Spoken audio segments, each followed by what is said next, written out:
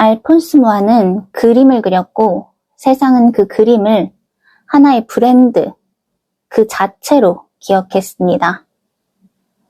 그가 그린 건 단순히 예쁘기만 한 이미지가 아니라 하나의 세계관이었어요. 안녕하세요. 예술을 보고 삶에 대해 생각해보는 아트브레이크의 서은입니다. 오늘은 아르누보의 거장 알폰스 무아 원화전 전시 후기를 가져왔습니다. 보통 이렇게 전시를 보게 되면 큐레이터의 기획 의도에 맞춰서 생각하게 되는데 이번에는 좀 특이한 시선으로 보게 돼서 여러분께도 들려드리려고 합니다. 이것도 결국엔 제 사유의 한 부분이라고 생각하거든요. 그리고 꽤 재밌는 이야기니까 보셔도 후회하지 않으실 거예요. 제가 본업이 마케터이기도 하고 요새 브랜딩에 관심이 많아져서 계속 그쪽으로 공부를 더 하고 있다 보니까 생각이 자연스럽게 그쪽으로 흘러가게 됐어요. 그래서 오늘은 마케터의 관점으로 보는 알폰스 무아 전시 시작해 보겠습니다.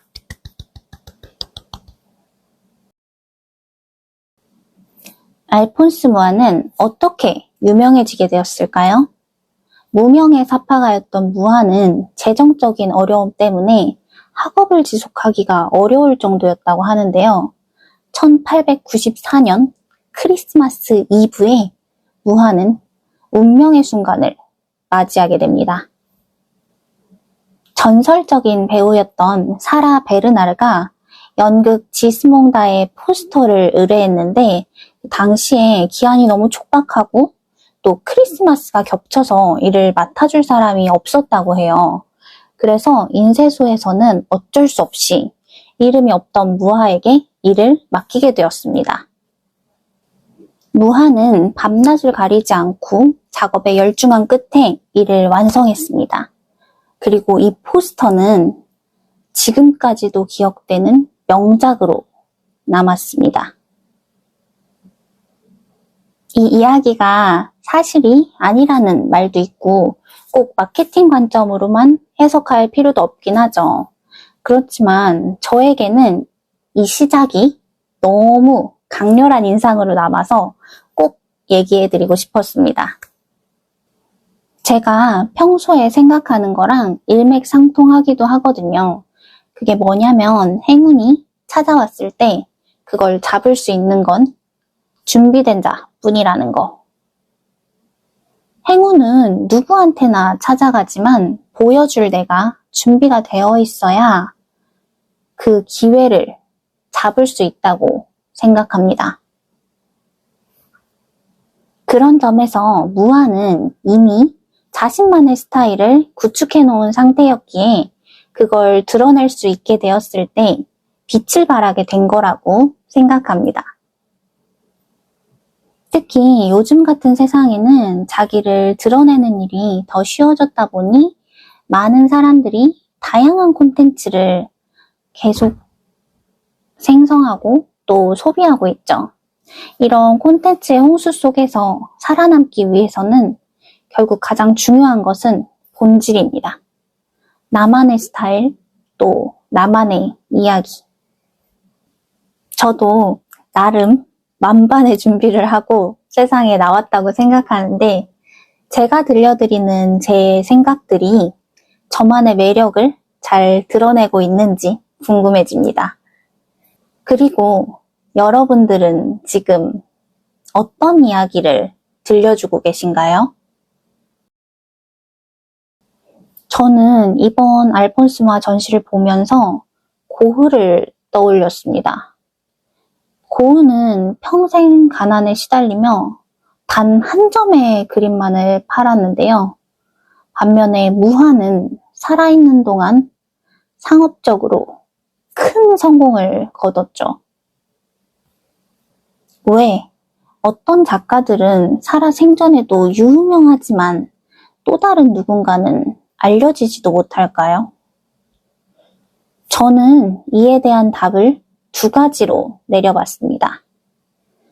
하나는 본질, 그리고 또 하나는 마케팅. 먼저 아까 얘기했던 것처럼 본질은 정말 중요합니다. 다만 여기서 주의해야 할 점이 있는데요. 이 좋다는 것의 기준이 과연 누구의 관점인지를 고민해 봐야 한다는 겁니다.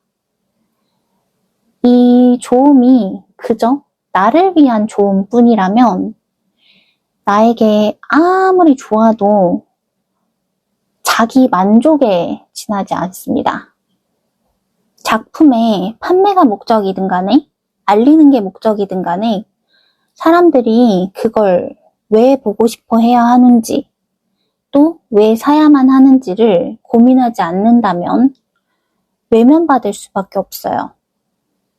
진짜 본질은 나만 좋은 것이 아니라 다른 사람들도 좋다고 느낄 수 있는 것이 되어야 합니다. 그들이 원하는 것을 이해하고 그 기대를 충족시켜줘야 해요. 그럼 무조건 대중이 좋아할 만한 것만 만들어내야 할까요? 아닙니다. 절대 아닙니다. 옛날에는 대다수의 대중이 좋아할 만한 것을 만드는 것이 안정적인 성공으로 가는 길이라고 여겨지기도 했었죠. 그렇지만 이제는 내가 하고 싶은 것을 하되 그것이 내 타겟과 연결이 되어서 딱 한 명의 고객의 마음만 움직일 수 있다면 성공할 수 있습니다.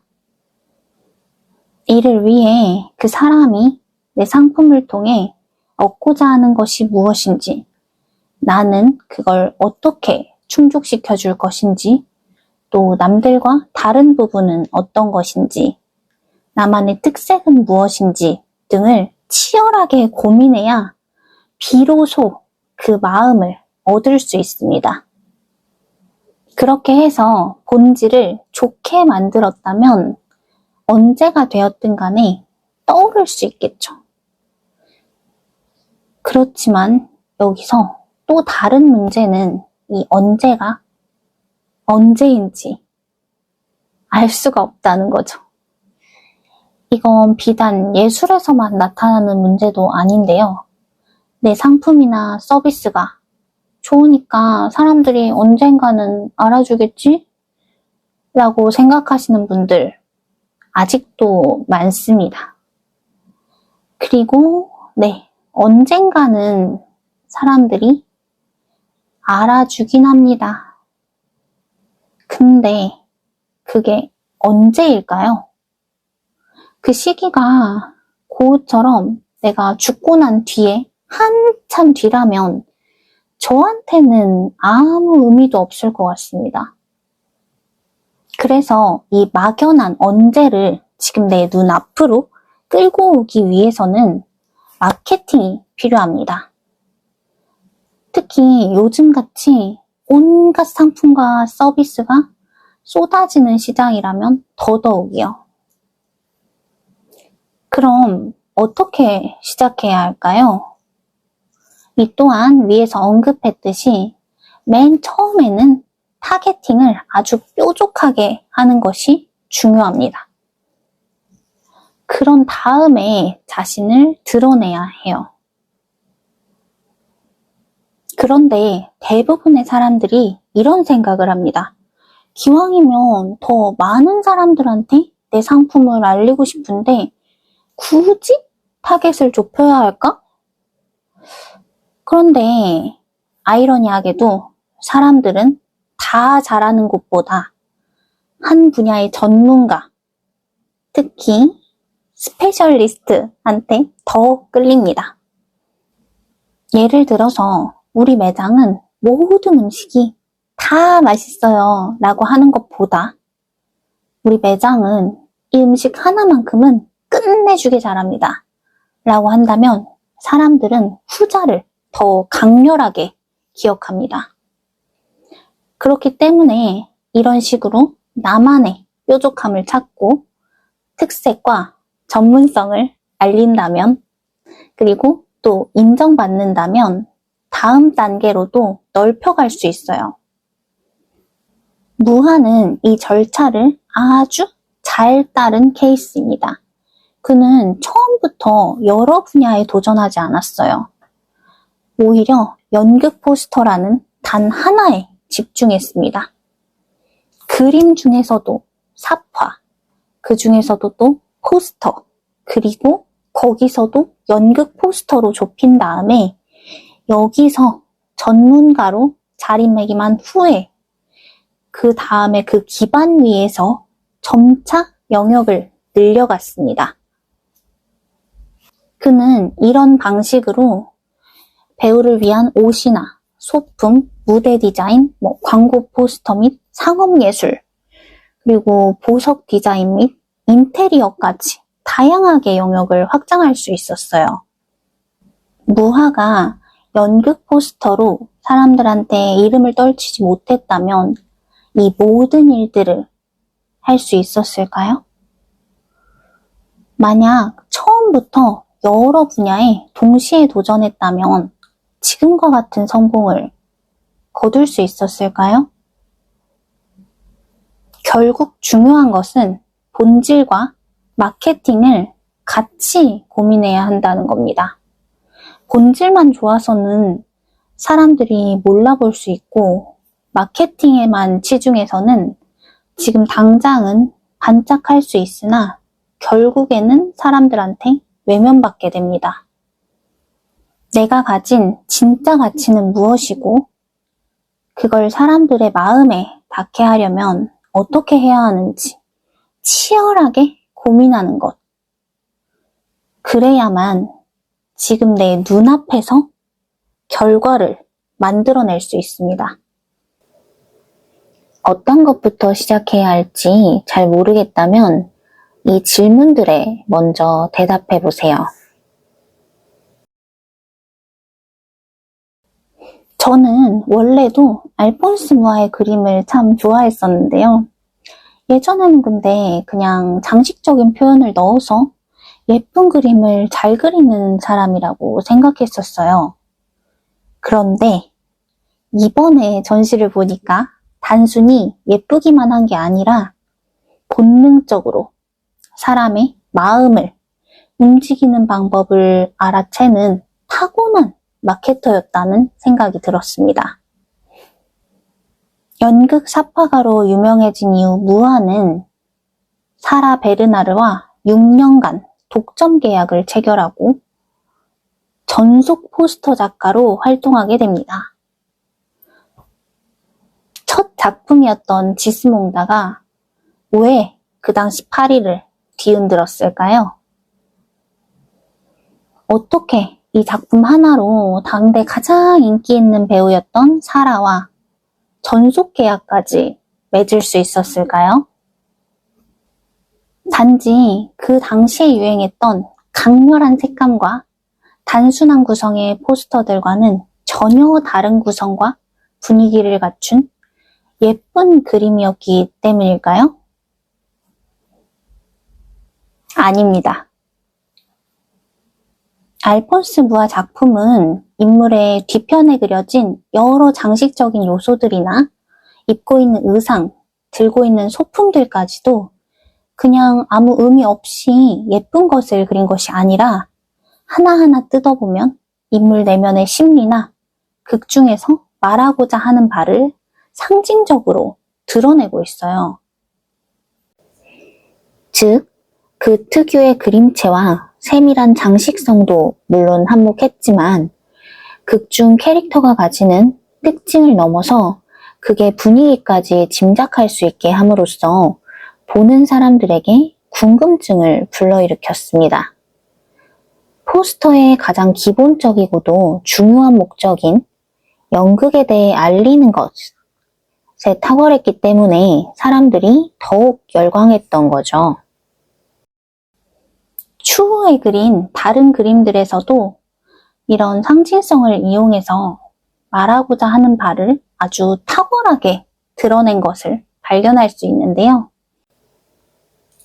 이 작품은 네슬레의 존경스러운 경이라는 제목으로 네슬레가 빅토리아 여왕의 60주년을 기리기 위해 만들었다고 합니다.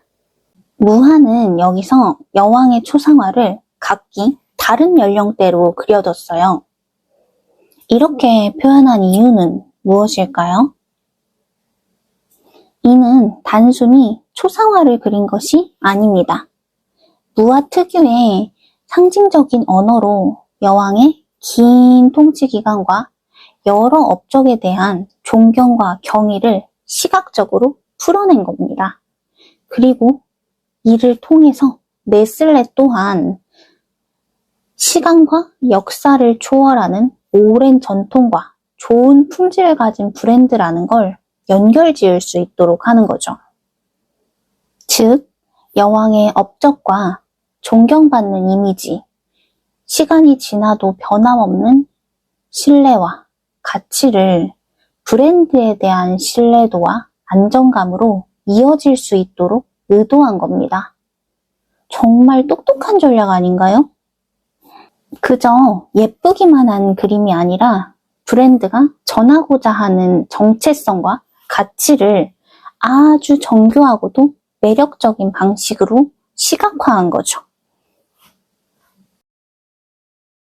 알폰스 무하 작품은 이렇듯 제품의 기능적인 면만을 홍보하는 것이 아니라 제품의 이미지, 즉 아이덴티티를 세움으로써 새로운 광고 시대를 열었습니다. 이는 현대 브랜딩과 광고 디자인 개념의 선구적인 사례로 평가되기도 한다는데요. 어떤 방식이었는지 하나씩 살펴볼까요? 이 그림들은 무하가 그린 와인 광고 포스터입니다. 어떤 점을 강조하고 있다고 느껴지시나요? 무하는 그림 속에서 와인병을 굉장히 세심하고 또 자세하게 표현하긴 했지만 이 외에는 맛이 어떻다든지 몇 년산이라든지 이 와인이 얼마나 좋은 재료로 만들었는지 이런 부분들은 말하지 않습니다. 그저 우아하고 기품 있는 아름다운 여성들이 해당 제품을 선택한 모습을 보여줍니다. 왜 이렇게 표현했을까요? 소비자는 어떤 물건을 살 때, 특히 이런 고가품이라면 더더욱 그 물건이 그냥 필요하기 때문에 사는 것이 아닙니다. 물건을 사려는 고객들의 숨겨진 욕망, 즉 진짜 욕구는 무엇인가를 생각해 봐야 합니다. 이 고급 주류를 소비하는 마음 속에는 사회적 인정이나 특별함에 대한 마음이 숨겨져 있습니다. 단순한 그냥 술이 아니라 사회적 지위와 세련된 삶을 상징하는 매개체로 사람들의 인식에 자리 잡혀 있는 거죠.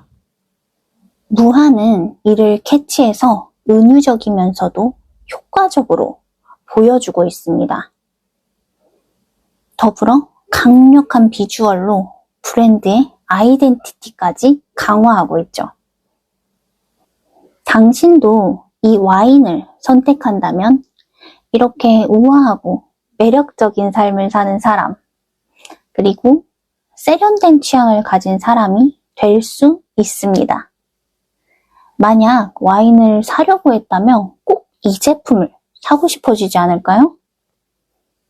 향수 광고 역시 마찬가지입니다. 이 제품을 사용하면 이렇게 우아한 분위기를 갖게 됩니다. 라는 메시지를 은연중에 전달하고 있죠. 그래서 어떻게 보면 제품을 파는 것이 아니라 이 제품을 통해서 얻을 수 있는 꿈과 환상을 팔고 있다고 볼 수 있겠죠? 더불어 무하가 이 향수를 광고하는 매체가 포스터라는 점도 눈여겨볼 만한 요소입니다. 왜냐하면 이런 상업용 포스터들은 특별히 어딘가에 가지 않더라도 그냥 거리에서 대중들이 쉽게 접할 수 있잖아요. 그런데 그러면서도 제품 자체의 고급스러움은 잃지 않았기 때문에 직접 소유하게 된다면 그 특별함은 배가 됩니다. 사람들이 친근하게 느끼면서도 프리미엄 이미지까지 가져가는 브랜딩 전략인 거죠. 요즘 시대로 따지자면 애플 같은 느낌이랄까요? 다음 작품도 살펴볼까요? 저는 이게 대충 새로운 기술의 스피커를 소개하는 거라고 이해했는데요. 소리라는 실체가 없는 제품의 가치를 효과적으로 전달하기 위해서는 어떻게 해야 할까요? 이번에도 무한은 이 기계의 기술적인 면이나 기능들을 하나하나 세세하게 풀어서 설명하지 않았습니다. 그저 보여줍니다. 이 추상적인 개념을 시각적으로 아주 탁월하게 표현해냈어요. 소비자가 이 기기를 사용함으로써 얻을 수 있는 것, 제품이 주는 경험이나 감정, 그 중에서도 가장 좋은 순간, 즉 정점을 포착해서 그려냈습니다. 이를 통해서 직접적으로 보여지진 않더라도 고객들의 상상력을 자극해서 이를 느끼게 만드는 거죠. 그래서 나도 저렇게 좋은 소리를 듣고 싶다라는 기대감으로 그 제품을 구매하게 만드는 겁니다. 사람들은 물건을 살 때 이성적으로 고민한다고 생각하지만 실은 감성이 큰 비중을 차지합니다. 따라서 소비자들의 진정한 욕구가 포착되는 그 순간에 대한 기대감을 채워준다면 그게 제품 구매로 이어질 수 있습니다. 이 그림은 알폰스 무아 전시를 한 번이라도 보셨다면 꼭 한 번쯤 접해봤을 법한 유명한 그림인데요. 여기에는 심지어 브랜드 명밖에 적혀있지 않지만 사람들은 이 그림을 보는 순간 나도 저 담배를 피고 싶은데? 라는 생각을 은연중에 갖게 됩니다. 그리고 번외로 그림뿐만 아니라 그 제목들도 눈여겨볼 만한데요. 무아는 사람들의 시선을 끌고 또 기억에 남게 하는 카피라이팅의 중요성까지 알고 있었던 듯 합니다. 이 그림들은 하루의 시간을 4개로 나눠서 의인화해서 표현했습니다. 그런데 그냥 아침, 점심, 저녁, 밤 이렇게 이름을 붙인 게 아니고 아침의 눈물, 낮의 빛남, 저녁의 관조, 밤의 휴식 이렇게 이름을 붙였어요. 진짜 제목만 들어도 너무 멋지지 않나요? 요즘엔 화장품 브랜드에서 이런 감성적인 네이밍을 사용하는 곳이 많은데 그냥 단조롭고 딱딱한 이름보다는 소비자들의 기억에 훨씬 더 확실히 각인될 수 있겠죠? 이건 부채인데 이름이 정말 예술이에요. 지나가는 바람은 젊음을 가져간다. 저라면 똑같은 디자인이어도 이런 네이밍이 붙은 제품을 살 것 같아요. 그리고 제품을 넘어서 그 브랜드의 감성, 그리고 세계관까지 각인이 되겠죠? 즉, 무아는 단순히 예쁜 그림만을 그린 것이 아닙니다. 사람들이 경험하고 싶은 삶의 이미지, 그리고 브랜드가 전하고자 하는 정체성까지 함께 보여준 예술가이자 마케터였던 거죠. 마지막으로 이런 질문을 던져보겠습니다. 예술가에게 상업성은 지향해야 할 부분인가? 예나 지금이나 많은 예술가들이 자신의 독창성만을 추구하곤 합니다. 누군가는 이를 진정한 예술이라고 보는 시선도 있지만 저는 조금 다르게 봅니다. 위에서 언급했던 것처럼 본질은 정말 중요하지만 이게 타인에게 닿지 못한다면 이 진심도 의미를 잃을 수 있다고 생각해요. 물론 그렇다고 해서 무조건 잘 팔릴 것 같은 그림을 그리라는 이야기가 절대 아닙니다. 내 작품이 가진 진짜 가치와 매력이 무엇인지 정확히 알고 그 다음에 이걸 어떻게 표현하고 또 전달해야 사람들의 마음을 끌 수 있는지를 생각해 봐야 한다는 거죠. 예술과 상업은 서로 배척되는 개념이 아닙니다. 둘이 좋은 상호작용을 한다면 더 많은 대중에게 내 작품을 알리고 또 인정받을 수 있어요. 저는 예술이 소통의 수단이라고 여깁니다. 그렇기 때문에 내가 하고자 하는 말을 상대방이 정확하게 또 제대로 알아들었는지를 끊임없이 고민해야 되는 거죠. 알폰스 무아는 이 점에서도 굉장히 탁월한 사람이었습니다. 누구나 예술을 즐길 수 있어야 한다는 마음으로 자신이 하고 싶은 이야기를 사람들이 쉽게 이해할 수 있게 풀어냈습니다. 그 결과 순수예술과 상업예술의 경계를 허물어버리고 대중적으로도 인정받는 예술가가 되었죠. 또한 무화 스타일이라는 말이 생길 정도로 자기 자신을 오래도록 대체할 수 없는 하나의 브랜드로 만들었습니다. 무조건 상업성만을 쫓는 것은 당연히 지양해야 하지만 이를 그저 배척해서도 안 됩니다. 더 많은 대중들에게 나를 알리는 것뿐만 아니라 지속 가능한 창작을 위해서도 나라는 사람 자체를 하나의 브랜드로 바라보는 시선이 필요하지 않을까요? 무아처럼요.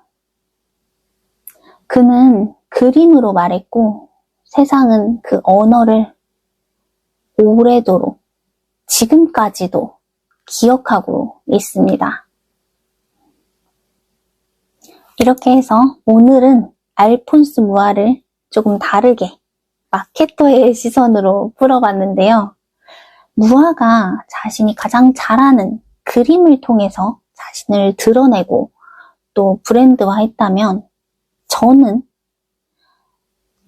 글이라는 도구로 어떻게 나를 더 효과적으로 표현할 수 있을지를 또 한 번 고민해보게 되는 시간이었습니다. 저는 이번에 이 내용들을 정리하면서 너무 재밌었는데요. 보는 분들은 어떠셨나요? 여러분들도 자신만의 진짜 가치를 찾고 또 자신만의 언어로 세상과 연결될 수 있기를 바라겠습니다.